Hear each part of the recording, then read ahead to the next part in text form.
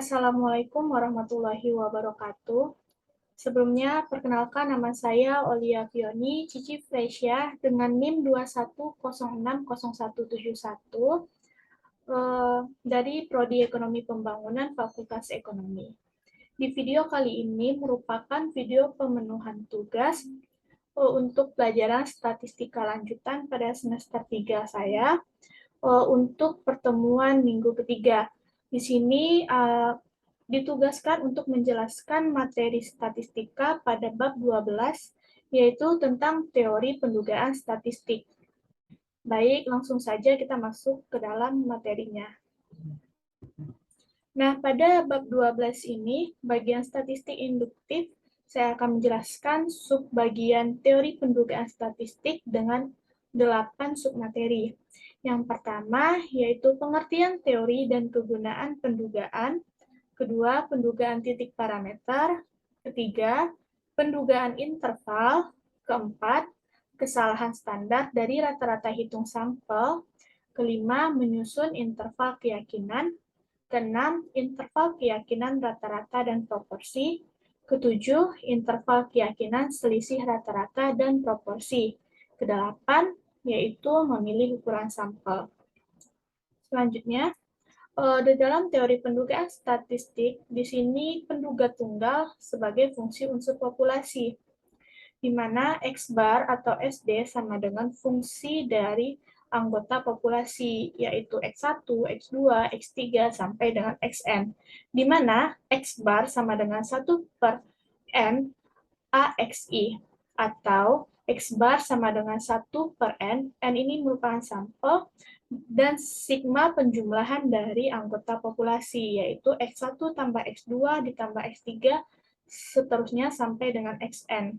Nah, untuk standar deviasi, di mana X kuadrat sama dengan 1/N dikurang 1, AXI dikurang X bar kuadrat, atau S2 S kuadrat sama dengan 1/N dikurang 1 jumlah dari sigma dari pengurangan X1 dikurang X bar kuadrat ditambah X2 dikurang X bar kuadrat, seterusnya hingga Xn dikurang X bar kuadrat.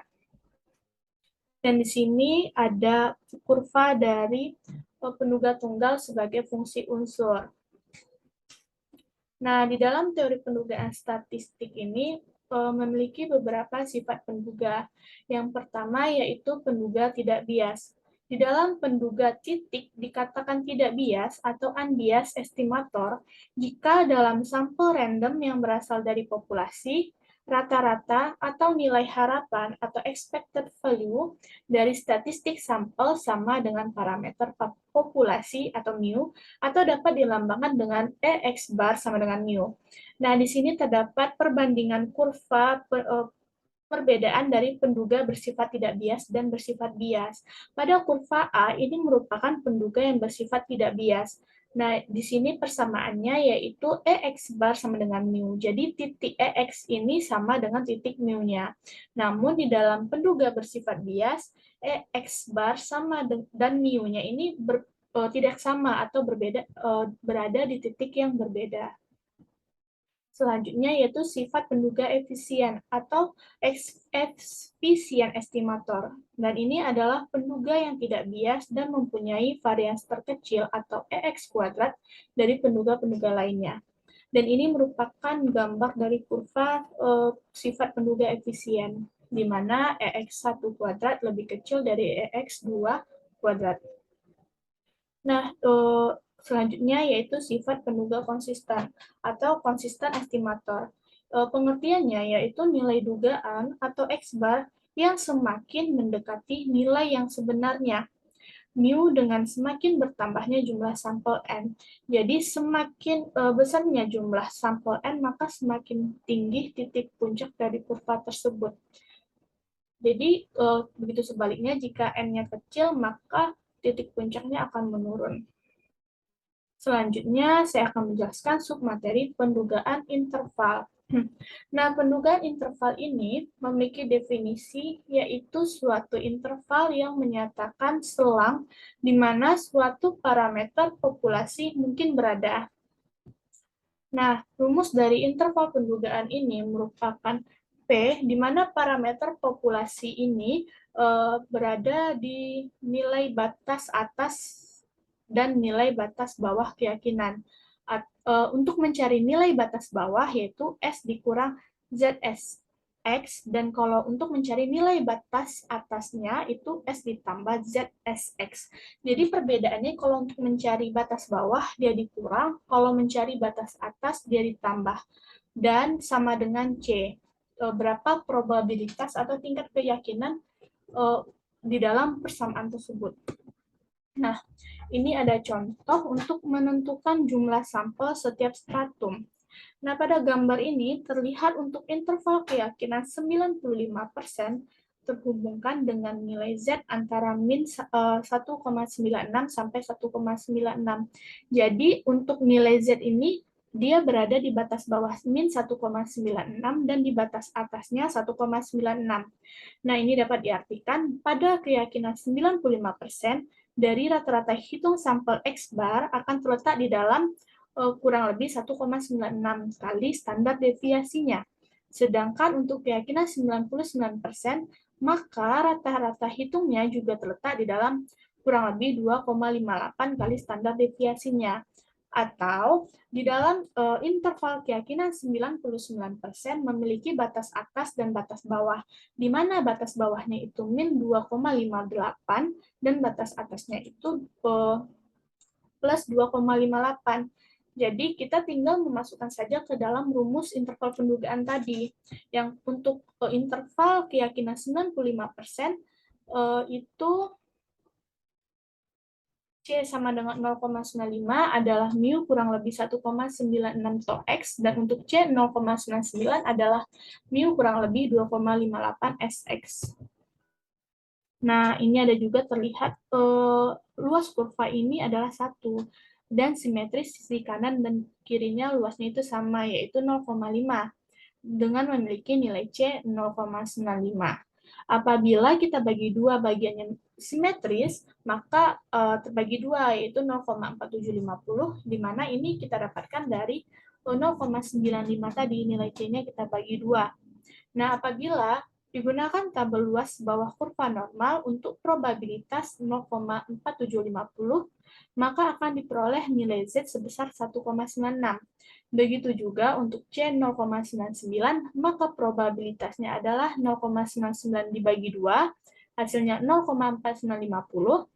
Nah, nilai probabilitas ini terhubung dengan nilai Z, yaitu 2,58. Maka setelah menemukan nilai Z dan standar deviasinya, maka dapat dibuat interval keyakinan dengan mudah.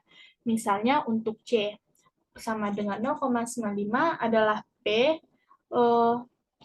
min 1,96 SX, mu lebih kecil dari min 1,96 SX, dan mu lebih besar dari positif 1,96 SX sama dengan 0,95.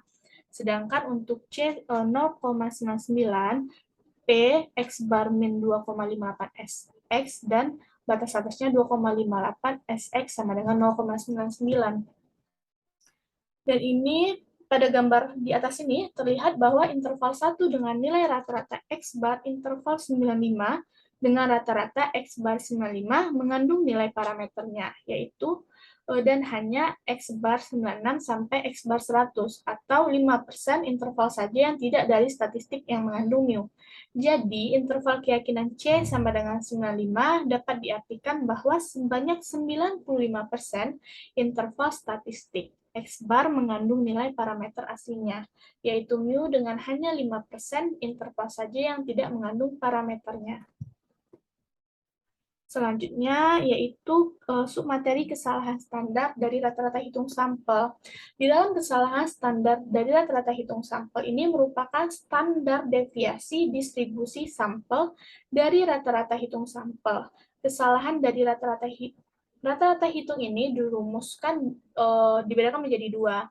Pertama, kita harus mengetahui populasi ini itu terbatas atau tidak terbatas. Cara mengetahuinya, N kecil per N besar itu hasilnya lebih kecil atau lebih besar dari 0,05. Nah, N ini kan sampel dan N besar ini kan populasi. Jadi kita harus membagi sampel dibagi populasi. Jika hasilnya 0, lebih kecil dari 0,05, maka itu termasuk dalam populasi tidak terbatas. Sehingga kita harus memakai rumus populasi tidak terbatas, yaitu Sx sama dengan S per akar N. Dan jika hasil dari pembagian sampel dibagi populasi itu lebih besar dari 0,05, maka dia masuk ke dalam populasi terbatas. Dengan rumus Sx sama dengan S per akar N dikali akar sampel dikurang, akar populasi dikurang sampel per populasi dikurang 1. Selanjutnya, menyusun interval keyakinan. Di sini ada contoh interval keyakinan rata-rata hitung. Di mana interval keyakinan ini kita rumuskan rata-rata hitungnya itu X bar kurang lebih Z alpha per 2S per akar N. Nah, untuk populasi terbatas, faktor koreksi menjadi akar populasi dikurang N per populasi dikurang 1. Nilai X bar ini merupakan rata-rata dari sampel, sedangkan nilai Z untuk beberapa nilai C dapat kita sajikan pada tabel di bawah. Di sini diketahui tingkat keyakinan ada dari 0,99 sampai dengan 0,80. Tingkat keyakinan ini pada tabel kedua itu merupakan C dibagi 2. Jadi tingkat keyakinannya kita bagi 2, dapatlah hasilnya pada tabel nomor 2 ini. Dan tabel ketiga ini nilai terdekat. Jadi kita masukkan angka-angka nilai terdekat dari C dibagi 2. Dan tabel keempat merupakan nilai Z yang merupakan beberapa nilai C yang dapat kita sajikan di dalam tabel. Nah, dari tabel tersebut, berdasarkan pada nilai Z, dan kita asumsikan bahwa sampel lebih besar dari 30, maka dapat disusun interval beberapa keyakinan sebagai yang tertuliskan di dalam PPT. Ada 6 interval keyakinan di mana di situ tertulis ya. Lanjut. Di sini ada interval keyakinan tadi dapat kita gambarkan seperti kurva, di mana mu-nya kan 1 dikurang alfa. Nah, batas bawahnya itu kan yang si alfa tadi itu si tingkat keyakinan kita bagi 2, dapatlah batas atas dan batas bawahnya. Dan nilai parameter yang sebenarnya kita harapkan akan terdapat pada interval 1 per alfa dengan batas bawah min Z alfa per 2 dan batas atas Z alfa per 2, seperti itu. Selanjutnya, interval keyakinan rata-rata dan proporsi. Nah, dalam skema proses interval keyakinan, kita harus memulai dengan mengidentifikasi masalahnya tersebut. Setelah kita bisa mengidentifikasi masalah, kita harus menentukan sampel dan nilai rata-ratanya. Setelah itu, kita bisa menentukan keyakinan atau C atau alfa sama dengan 1 dikurang C dan nilai Z-nya. Setelah kita bisa menentukan keyakinannya dan nilai Z, kita bisa setelah itu kita harus mengetahui dia masuk dalam populasi tidak terbatas atau masuk dalam populasi terbatas. Setelah kita tahu dia masuk ke dalam populasi apa, barulah kita masukkan rumus sesuai dengan populasinya. Selanjutnya, distribusi normal dan standar deviasi populasi diketahui. Nah, diketahui di sini ada rumus probabilitas di mana X bar ini merupakan rata-rata dari sampel, Z alfa per 2 ini merupakan nilai Z dari tingkat kepercayaan alfa, dan mu merupakan rata-rata populasi yang diduga, tau X merupakan standar error kesalahan standar dari rata-rata hitung sampel. C, tingkat keyakinan alfa sama dengan 1 dikurang C. Seperti itu. Nah, di dalam distribusi normal dan standar deviasi populasi yang tidak diketahui, kita bisa menghitung standar error-nya, di mana untuk rumus populasi tidak terbatas, rumusnya itu Sx sama dengan S per akar N. Namun, untuk populasi yang terbatas atau sampel hasil dari pembagian sampel dibagi populasi lebih besar dari 0,05, kita menggunakan rumus Sx sama dengan S per akar N dikali akar populasi dikurang sampel per populasi dikurang 1. Selanjutnya, distribusi sampling mendekati normal dan standar deviasi populasi yang tidak diketahui. Nah, di sini ada rumusnya, yaitu mu lebih kecil dengan mencari batas bawahnya itu x bar dikurang t alpha per 2 sx, sedangkan untuk batas atasnya itu x bar ditambah t alpha per 2 sx. Jadi untuk mencari batas bawah kita kurangin, untuk mencari batas atasnya kita tambahkan saja. Itu aja perbedaannya. Nah, selanjutnya yaitu interval keyakinan selisih rata-rata dan proporsi. Nah, dalam standar deviasi proporsi sampel, untuk mencari populasi yang tidak terbatas, itu menggunakan rumus SP sama dengan akar P dikali 1 dikurang P per sampel kurang 1 dikali akar populasi dikurang sampel per populasi dikurang 1. Sedangkan untuk standar deviasi proporsi sampel, untuk populasi yang terbatas, kita menggunakan rumus SP sama dengan akar P dikali 1 dikurang P per N dikurang 1. Nah, dalam bentuk pendugaan proporsi populasi dirumuskan di dalam probabilitas P di mana P lebih kecil atau batas bawahnya itu merupakan P dikurang Z alpha per 2 SP, dan untuk batas atasnya itu P ditambah Z alpha per 2 dikali SP. Di mana P ini merupakan proporsi sampel dan Z per alpha per 2 ini nilai Z dari tingkat keyakinan alpha, dan P merupakan proporsi populasi yang diduga, dan SP ini standar error atau kesalahan dari proporsi, C tingkat keyakinan, dan alpha ini didapatkan dari 1 dikurang C. Nah, dalam memilih ukuran sampel. Di dalam memilih ukuran sampel, itu pertama interval keyakinan untuk selisih rata-rata, di mana diketahui di sini ada rumus probabilitasnya. Untuk mencari standar error dari nilai selisih rata-rata, kita bisa menggunakan rumus TO X1 kurang X2 sama dengan akar TO kuadrat X1 per N1 ditambah TO kuadrat X2 per N2. Nah, apabila standar deviasi dari populasi ini tidak ada, maka dapat diduga dengan standar sampel, yaitu Sx1 kurang X2 sama dengan akar S kuadrat X1 per N1 ditambah S kuadrat X2 per N2, di mana TO X1 per X2 ini merupakan standar error dari selisih rata-rata populasi. Kalau X1 kurang X2 merupakan standar error selisih rata-rata, Sx1 dan Sx2 ini merupakan standar deviasi sampel dari dua populasi, dan N1 dan N2 ini merupakan jumlah sampel dari setiap populasi. Selanjutnya, interval keyakinan untuk selisih proporsi.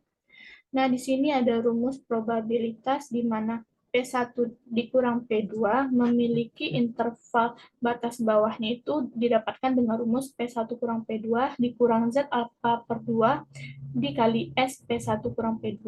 Dan untuk mencari interval batas atasnya, yaitu P1 kurang P2 tambah Z alpha per 2 dikali S P1 kurang P2. Dan didapatkanlah di mana standar error dari nilai selisih proporsi ini.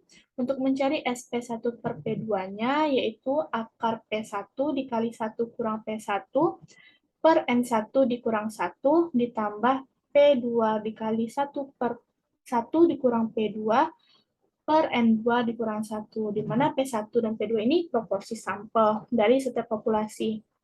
Dan si S ini, SP1 dan SP2-nya, itu standar error selisih proporsi dari dua populasi. N1 dan N2 ini jumlah sampel dari setiap populasi. Yang terakhir, submateri yang ke-8 itu memilih ukuran sampel. Nah, di dalam memilih ukuran sampel, ada beberapa faktor ukuran sampel yang mempengaruhi dari jumlah sampel. Yang pertama, tingkat keyakinan yang dipilih, kedua, kesalahan maksimum yang diperbolehkan, dan tiga, variasi dari populasi. Nah, ketiga ini merupakan faktor yang mempengaruhi dari jumlah sampel populasi. Selanjutnya, ini ada rumus jumlah sampel dalam populasi dirumuskan sebagai N sama dengan Z alpha per 2 dikali TO per sigma kuadrat, Nah, ini didapatkan dari penurunan rumus. Seperti ada di gambar ini, ada penurunan rumus, dan akhirnya dapatlah rumus untuk jumlah sampel dalam populasi, menduga rata-rata populasi. Nah, ini ada rumus jumlah sampel untuk menduga rata-rata proporsi populasi. Nah, untuk mendapatkan rumus jumlah sampel pendugaan proporsi populasi itu dapat dari penurunan rumus P dikali min Z alpha per 2 lebih besar Z alpha per 2 sama dengan C sama dengan 1 per alpha. Setelah kita melakukan penurunan rumus, dapatlah rumus untuk pendugaan proporsi populasi itu N sama dengan Z alpha per 2 kuadrat dikali P dikali 1 kurang P tambah 1 per sigma kuadrat. Nah, mungkin itu saja sedikit penjelasan materi pada bab 12 ini. Jika mungkin ada penyampaian yang kurang dipahami, mohon dimaafkan. Mungkin itu saja penjelasan dari saya. Wabillahi taufiq wal hidayah. Wassalamualaikum warahmatullahi wabarakatuh. Terima kasih.